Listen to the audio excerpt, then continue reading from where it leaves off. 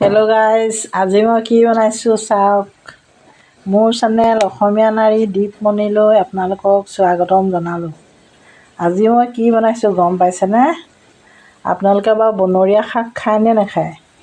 আমি বনৰীয়া শাক খাওঁ, মানে যিবিলাক প্ৰকৃতিৰ মানে বুকুত নিজে নিজে গজে এইবিলাক শাক এইকেইমাহত খাবলৈ বহুত ভাল। সেইকাৰণে ভাবিলোঁ মাছ অলাটো আহিছিলে, কেইটামান সৰু মাছ ল'লোঁ। কাৰণ কালিতো মাছ মাংস খোৱা নাই, গতিকে আজি আৰু মাছকেইটা ল'লোঁ। লৈ পেলাই বনৰীয়া শাক কেইডালমান বুটলিলোঁ। বনৰীয়া শাক মানে অন্য একো নহয়, মাটিকান্দুৰি, আমাৰ বাৰীতে মাটিকান্দুৰি আছে, নৰসিংহ, তাৰপিছত সৰু সৰু মানিমুনি চিনি পাই চাগে সকলোৱে। স্বাস্থ্যৰ কাৰণেতো মানিমুনিটো বহুত ভাল। মানিমুনি বনালোঁ, বনাই পেলাইনি এয়া দেখিছে মানিমুনি কেনেকৈ উতলি আছে, পিচিলোঁ পটাত আদা আৰু নহৰু দি পেলাই।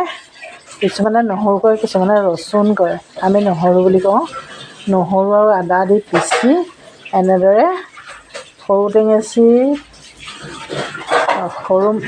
সৰু মানিমুনি আৰু নৰসিংহ আৰু দুডালমান বিভিন্ন শাক পটাত পিচি লৈ বাটি এনেদৰে জোল বনাইছোঁ।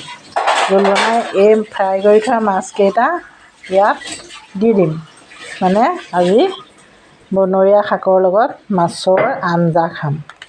আপোনালোকে বাৰু খাই ভাল পায়নে? কমেণ্টত জনাবচোন। ভাল লাগিছে যদি মোৰ ভিডিঅ'টো লাইক কৰিব, শ্বেয়াৰ কৰিব, ছাবস্ক্ৰাইব কৰিব। আজিলৈ ধন্যবাদ। আজি মোৰ ভিডিঅ'টো ইমানেই। এয়া বনৰীয়া শাকত মই এটা এটাকৈ মাছবিলাক দিছোঁ।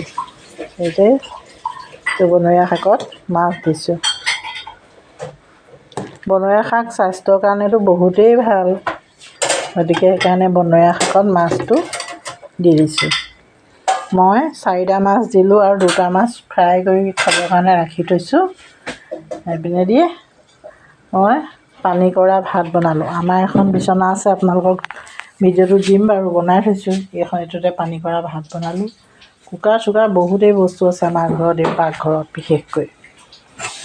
এয়া আমাৰ মানে দেখিছেনে, এয়া মাছৰ জোল আৰু বনৰীয়া শাক। টেঙা অকণ হ'বৰ কাৰণে ইয়াত সৰু টেঙেচিটো দি দিছোঁ। আপোনালোকে খায়নে বাৰু এনেকৈ? জনাবচোন কমেণ্টত। আৰু মোৰ ভিডিঅ'টো ছাবস্ক্ৰাইব নকৰাকৈ নাথাকিব দেই। এতিয়া মই এখন ঢাকনা লগাই দিছোঁ, উতলি থাকক ধুনীয়াকৈ। এয়া উতলি আছে। ভিডিঅ'টো ইমানেই, ধন্যবাদ।